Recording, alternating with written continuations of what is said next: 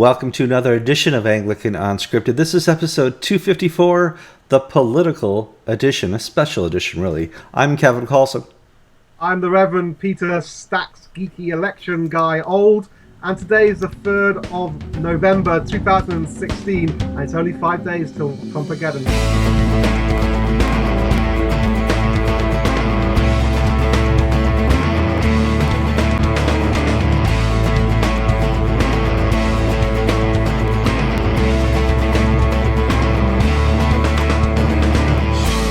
Okay, I don't know if you guys remember, we had Peter on right after the Brexit announcement. It was a kind of a surprise vote that they took in the UK, where they said, hey, we're going to leave this European Union thing behind and go it on our own. Now, if you look at the UK, they've pretty much, because they're an isle, have always gone on their own. So for some of us, it was not a big surprise, and I actually put a financial short on the pound at the time and made some money thanks to some insider information I got from Peter, who at the last minute said, I told you. Yes. I do believe I told you the day before, even on the day, that Brexit was statistically more likely than remaining.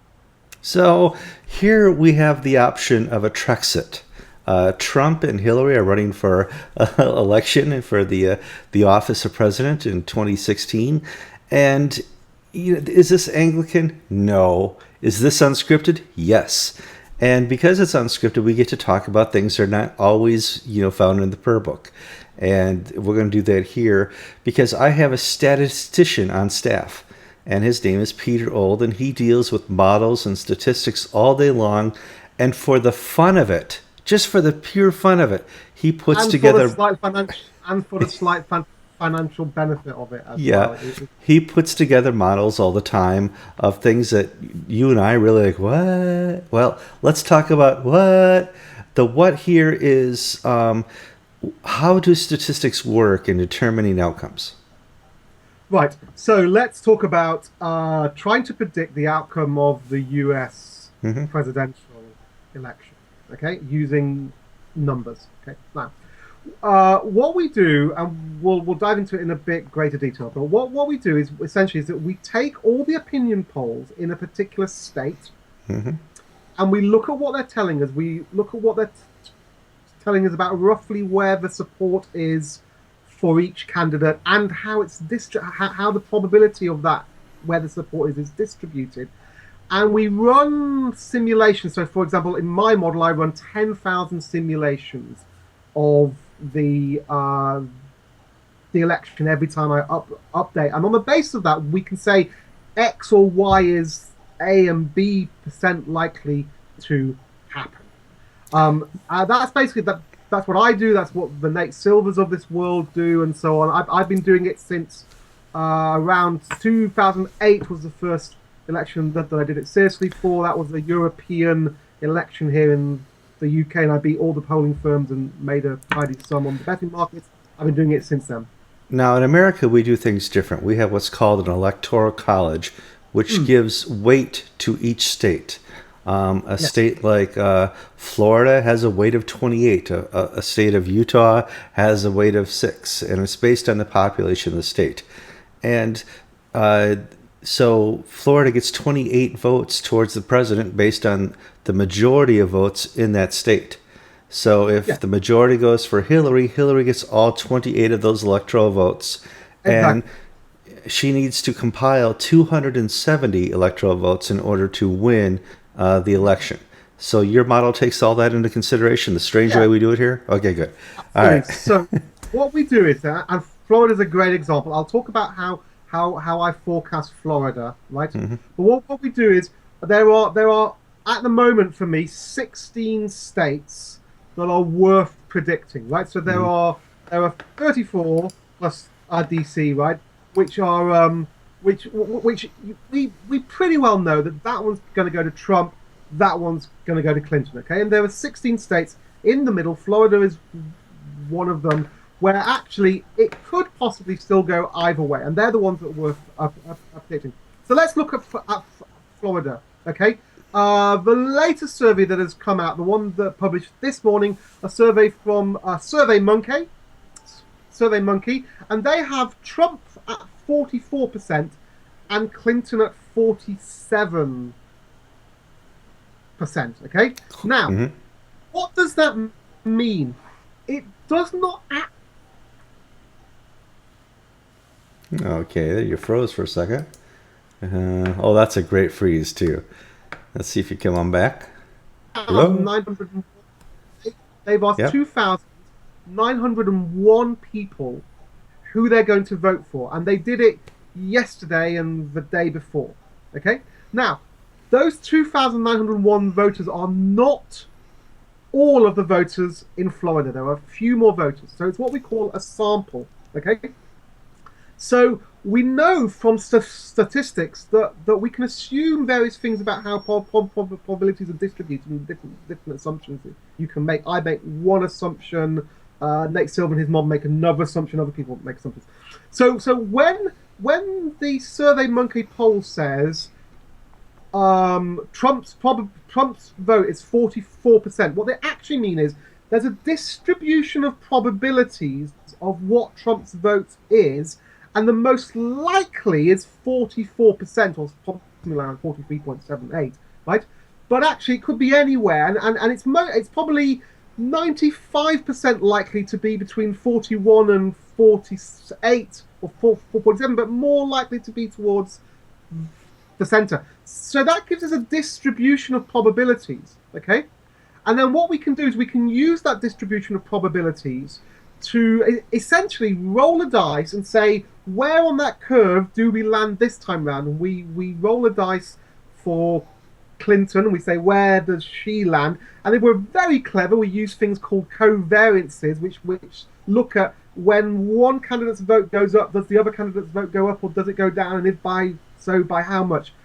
And we do all those clever things to run simulations. But we're even more cleverer, okay, because the SurveyMonkey poll isn't the only poll in Florida in the last few days. There are other polls, okay? So some have got Trump on 45. The Trafalgar poll has got Trump on 49. So they're on different places. Now, if all the polls are all over the place, right? One is 42, one is 44, one is 46. There's a lot of uncertainty, and suddenly our distribution, is a lot wider. There's a bigger scope of what might actually happen. If all the polls are saying 44, 45, 44, 45, and you've got 8 or 10 of them, that's saying to you there's a lot more certainty in where opinion in Florida is right today. So the polls that you take into account and how old they are and what they can still tell you affects that probability distribution. And then on top of that, we look at the polls and we go, okay, if Trump on average 4 days ago got 42, 3 days ago got 43, 2 days ago got 44, today got 45, we can see a surge, right? We can see momentum moving towards him, and we try to take that into account, okay? But obviously, the further forward in time you move for your prediction date from when you have data from, the more uncertainty enters into the equation. So if I was to do a forecast for, which is what I do, for what the election would be if it happened today, that would be a different outcome for what I think might happen in 5 days' time.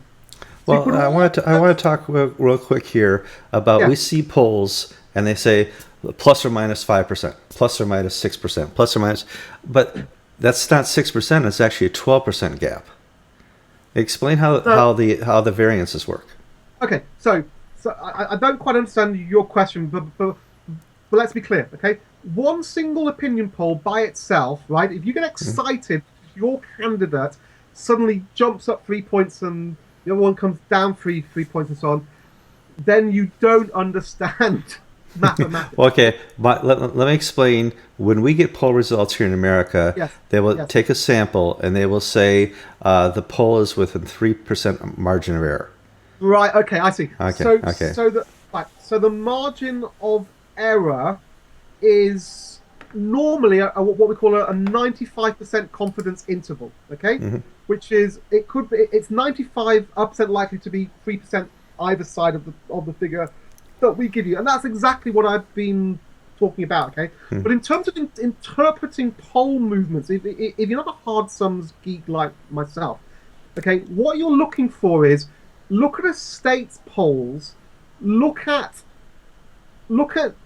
polling averages, all averaged out. Weighted averages are better, averaged out over a few days, and compare that to a few days previously.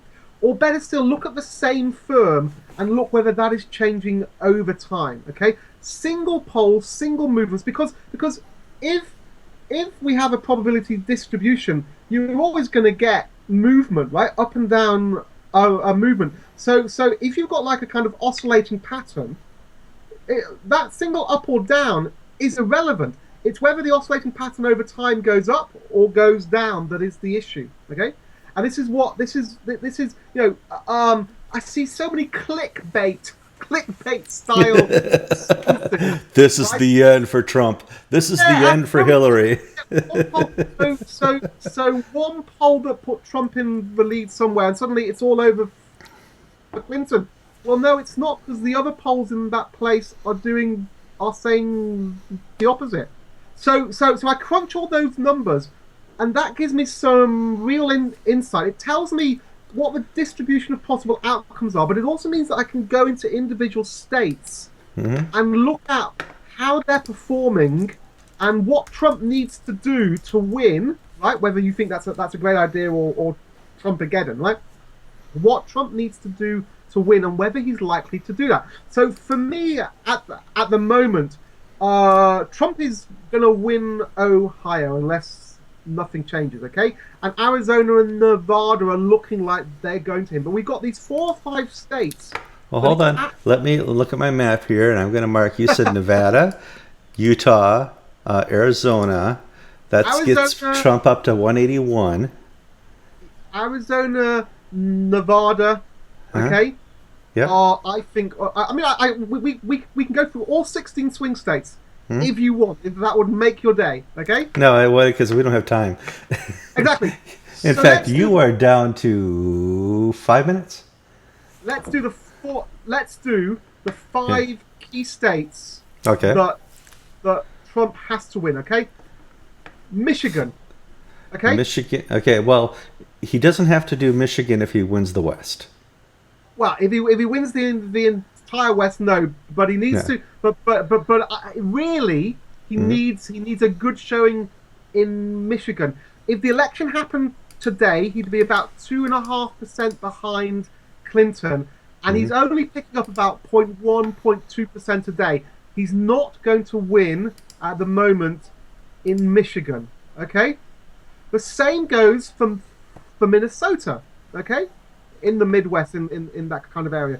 At the moment, he's way down, and he's not picking up the votes he needs there. North Carolina, okay, he's just not getting over the line in North Carolina. He's still somewhere around 1.5 percentage points down, and if anything, support is beginning to move away from him in North Carolina. Pennsylvania, the huge prize. I've got him running at the moment at about a 20 to 25% chance of winning Pennsylvania, but he's still 4 percentage points behind, and he's only picking up about 0.2% on average per day. It's not enough. Virginia, again, he's about 5.5 percentage points behind, and if anything, Clinton is slightly strengthening her position in that state. Finally, Wisconsin, Trump is 5% behind and just not making any groundway. So the pattern that we're seeing when we look at the polls is that in these polls up to the firewall, as we call it, okay, up to in the states going up to Clinton's firewall, Trump is actually doing rather well. Right, he's going to win Ohio, Arizona, Nevada, those Florida. He actually stands a good chance in. I think he'll take Florida, and I think there's a chance he'll take Georgia as well. I think Georgia's a dead cert. Florida, he's got a good chance. He's got some momentum there. He was looking better 24 hours ago. But in truth, in truth, if the polls are right, if they're a fairly accurate representation of what public opinion is, Trump, even with the big boost he got over the weekend, he's still not going to be able to do it. He needs another massive sort of oomph up in his support. He needs another Clinton scandal. He needs just something else in order for him to win. Okay? What, And his own at the charisma doesn't do it? I thought just, Trump being Trump would pull it off. That now we're getting towards the end here, and I need you to address something. You've heard of Mark Twain. Yes. Okay.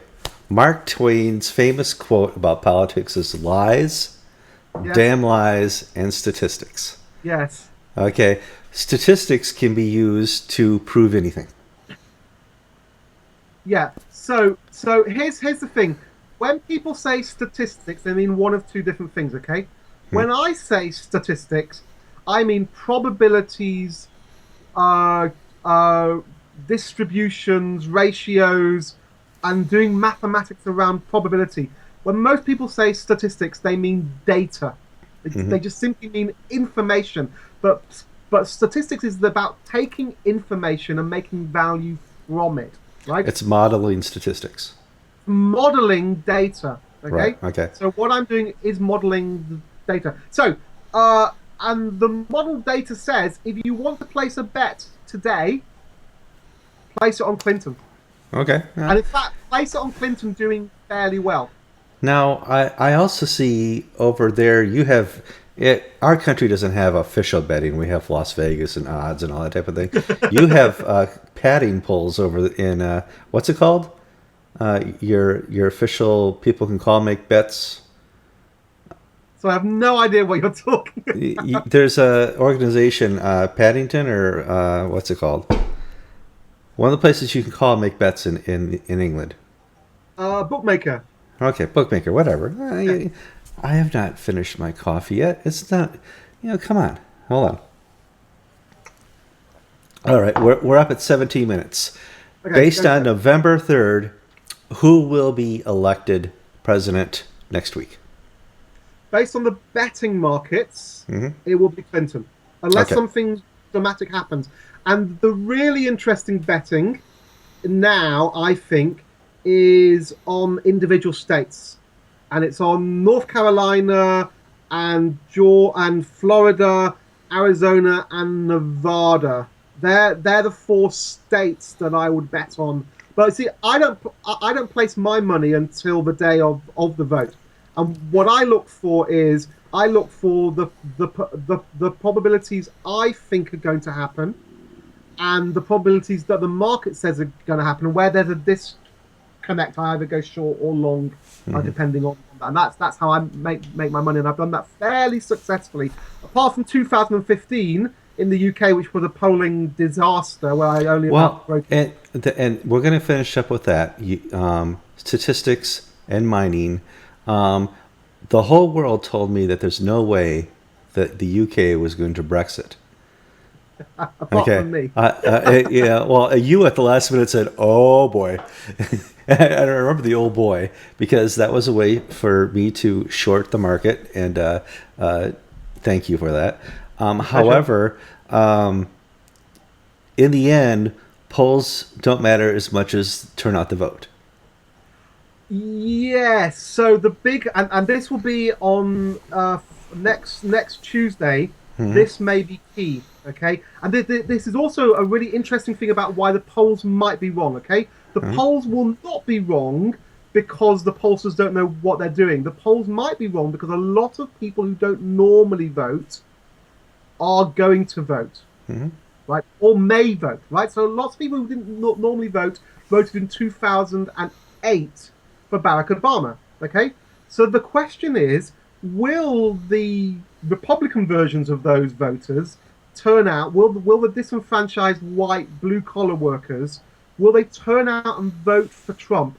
And are the pollsters in their weightings and samplings, are they managing to effectively model those people? Because they have no real history of them. Now, if there is a and this is a big if there is a reduction in Clinton's turnout, right? Because the Democrats, there's another scandal, and Democrats going, you know what? We don't like Trump, but sod it, all these emails and blah, blah, blah, blah, we really can't be doing with this. If that is combined with a big blue-collar white turnout for Trump, and that happens in key places like Virginia and Wisconsin and Pennsylvania, North if Carolina. all those things come together, and North Carolina, if all those things come together, then we could be in for an upset, okay? But I personally think the chances of that happening are pretty low. Okay. All right. Now, just for viewers, we're going to record another show on Monday, and then we'll do a final show either Tuesday night or Wednesday when we have the results, just to show you how this worked. This is an experiment, a non-Anglican but truly unscripted experiment in American politics, and it's something that Skype lets us do. Peter, thank you for your time. So on that basis, yep. On that basis, let me give you a scoreboard if the election were to happen today. Okay? All right. If the election were to happen today, Trump 221, Clinton 317. Okay. All right. So I'll put that in the markers here so people can hold you to that. As of November 3rd, that's the Electoral College. All right, Peter. Thank you for your time.